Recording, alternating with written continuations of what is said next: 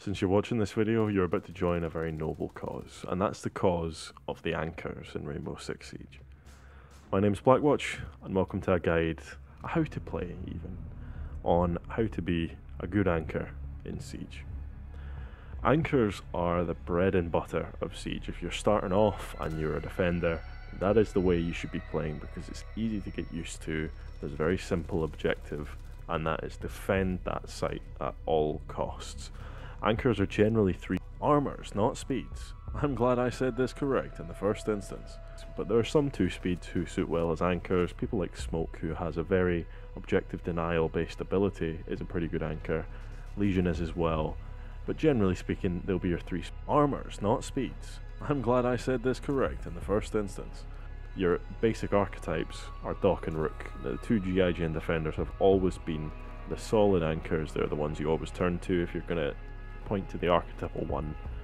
They are the ones you go for because they have team support gadgets, i.e. the armor pack and the stim pistol for Doc. They have ACOG on their SMGs, or well, actually yeah, both their SMGs. They have a decent shotgun, they have their 3 armor, and they're slow. That's what makes them an anchor. They can take a bit more damage than the rest of the team. Generally speaking, a 3 armor is not going to do as well as the rest of the team because 3 speed has always been the meta, 3 armor has not. But it's a little bit different now. Since they released Parabellum, 3 armor has not been the death sentence it used to be, and you've seen a pickup in the number of people playing as 3 armor characters.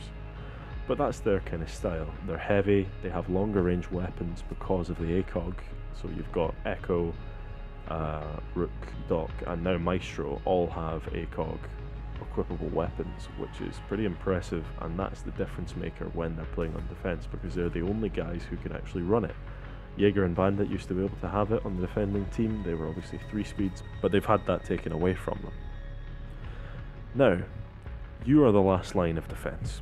Your roamers are out there trying to take the first bit of damage. Your semi-roamers are chilling in between, taking a little bit more damage. And then your anchors are the ones who are on site, and they are the ones who are going to be taking the big pressure towards the end of the round. If you die, the objective becomes incredibly vulnerable. Your presence is sometimes enough to deter the attacking team from pushing in because they know that there's someone there who probably has quite a strong weapon who's ready to deal with them. If you're going to be good as an anchor, you need to learn your objectives solidly. It's fine to walk into Siege and learn the game by playing as an anchor because it's a little bit safer, but if you want to do really well, you want to learn the rooms you're going to be in, you want to learn where you can take cover, where you're going to be exposed when you're in that cover, and where you need to move to if that cover is compromised. Consider doing the hatches as well for your team because your roamers have a very time-sensitive setup. They need to have their reinforcements down, they need to have their gadgets down, and they need to be in their desired starting position all within a very small period of time, whereas all you need to do is set up your reinforcements, set up your gadgets, and then chill on site. You don't have to move as far. So if you put your hatches down, then you can do the rest of the setup when you get back on site.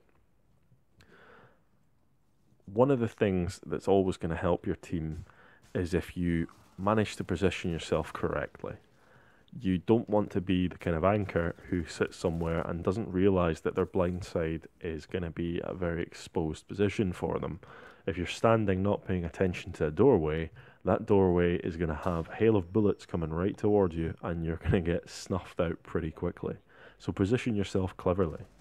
Use weapons that suit your style as well. If you're not that good at using a shotgun, and bear in mind it's much more difficult to use a shotgun when you have to close the gap as a 3 speed or as a 3 armor, it's more difficult to close that distance.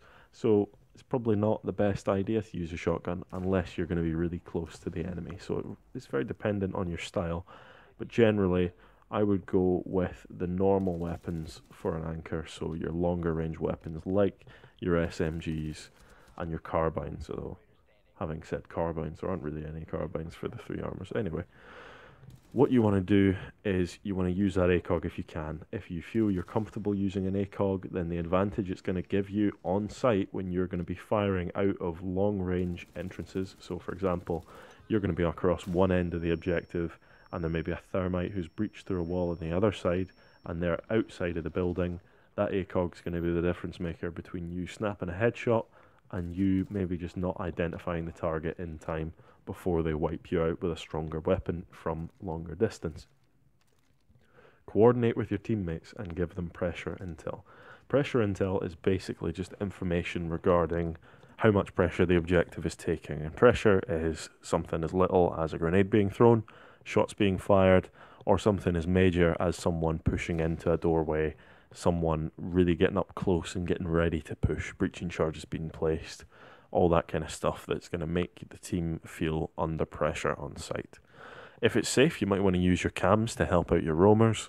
This is one of the things that 3 armors excel at when they're playing as an anchor, because it gives you the chance to sit down out of conflict and check and gather intel for your 3 speeds who are going to be out roaming off-site, and they're not going to be in a safe position to whip out their camera. Ask yourself the question before any engagement: do you need to peek this, and do you need to contest this angle? Ask yourself, is it really worth it? Are you going to get enough out of this to risk you being taken out of the game, and ultimately risk the objective being much more easily accessible? A lot of the time, if a team drone in an objective, it doesn't matter how good the roamers are on your team, they will just pressure the site, and ultimately, if the site's captured, or the bomb is defused, or the hostage is captured, it doesn't really matter what the roamers do. It's too late, because you've left them without that line of defense, without that deterrent on the objective.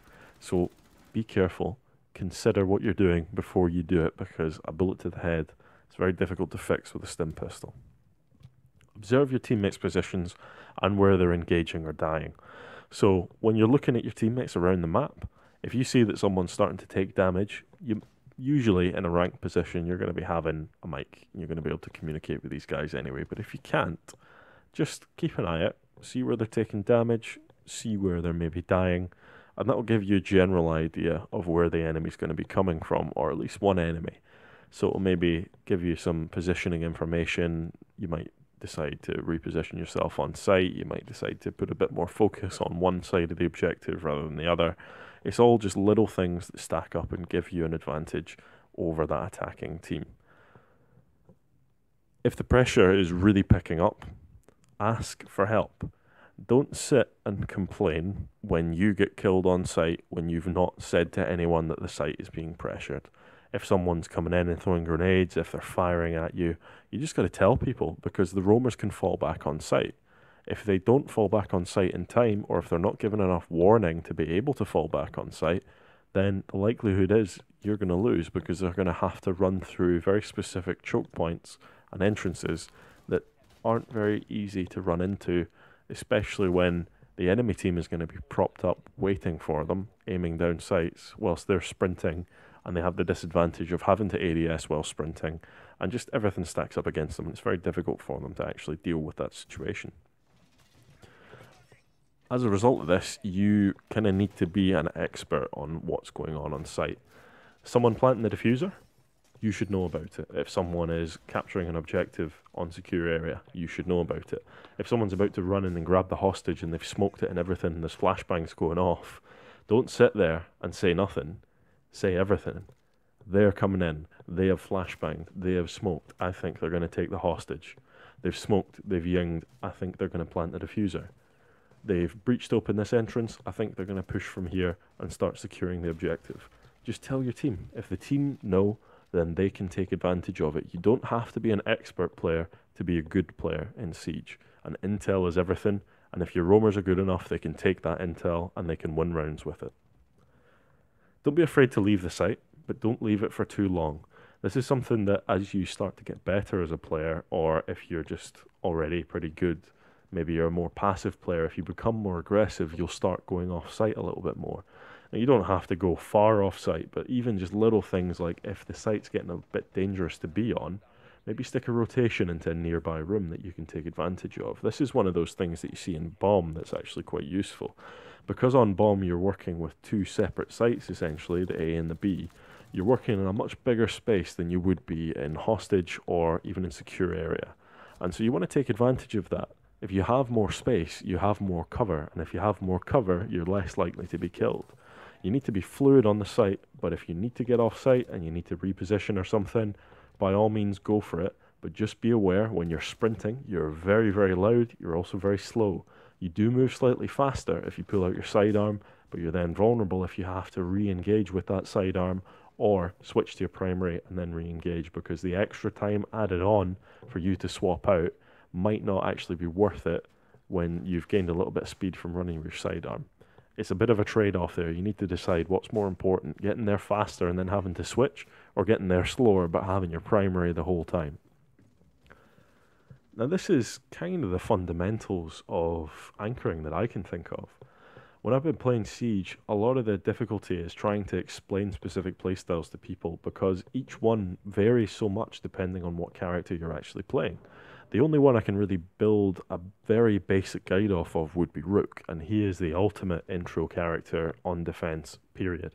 Because he only has one job, and that's to put that armor pack down, and then he is straight anchor, archetypal anchor with a good gun, very good gun in fact, an ACOG scope, and just everything you need to be a solid anchor. He's even got the impact grenades in his pocket, so if he needs to make a rotation haul, bang, there you go. That's one of the things you can actually offer to your roamers, is if they want a hatch opened and they don't have a shotgun, if you're running Rook or someone like that, you're probably not going to need those impacts, to be honest. You're not going to be roaming around too much, you're not going to be opening holes in walls to slip through and do some incredible acrobatics as a 3-speed, because you just don't have the capability to do that. So instead, sacrifice them for your team. It also makes their setup a little bit more simple. It just makes the whole team a bit more comfortable. I know when I'm playing as a roamer, if a 3 armor who's going to be playing on site can offer up their impact grenades to me to give myself a rotation or a hatch break, I'm going to feel a lot better, because then if I'm in a pinch and I need to get out of a room, I know I've still got the impacts in my own pocket to go and play with them later on. But anyway, guys, this is pretty much all there is that I can think of for roaming, or not for roaming, for anchoring. I'm looking to get an alibi guide out quite soon, but we'll see. It's either going to be alibi or Thatcher. Doc Elite uniforms coming out very soon. Looking forward to that. It's going to be quite good. Expect a few Doc MVPs coming up soon. I'm also going to be exploring the paranormal, so I don't know if you're interested in that. If you are, feel free to check it out. It's just going to be on some experiences I've had in the past and a little group that I plan on forming. So all the best to you guys. Have a good time on Siege. Hope you're enjoying the season so far, and I will catch you in the next one. Do svidania. Bye-bye.